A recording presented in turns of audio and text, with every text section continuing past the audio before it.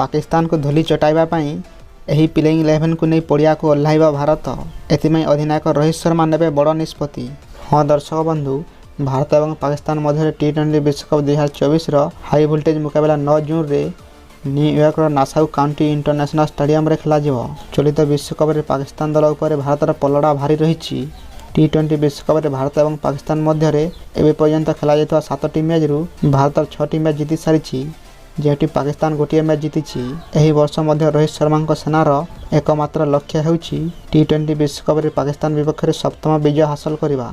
एही मुकाबला रे भारतर प्लेइंग 11 कोन रहिबो आसंतु नजर पकाइबा। पाकिस्तान विपक्ष एही मुकाबला रे अधिनायक रोहित शर्मा और विराट कोहली ओपनिंग करि पारंती। रोहित शर्मा जेतेबेले सेट हो जांती सेतेबेले कोनोसी भी दलर बॉलिंग अटैक रो निद हो जाइथांती। सेपटे विराट कोहली मध्य द्रुत गति रे रन बनाइबा जानिछंती। देखिबाकू बेले आईपीएल रे फ्लॉप हेउतवा खेलाड़ी माने मध्य पूर्व मैच रे निजर फॉर्म को फेरिचंती। आयरलैंड विपक्ष मैच जीति आत्मविश्वास सहित एही शक्तिशाली प्लेइंग 11 नै पड़िया को ओह्लाइबा भारत, जे माने हेले रोहित शर्मा, विराट कोहली, ऋषभ पंत, सूर्यकुमार यादव, शिवम दुबे, हार्दिक पांड्या, रविंद्र जडेजा, अक्षर पटेल, जसप्रीत बुमराह, मोहम्मद सिराज और अर्शदीप सिंह।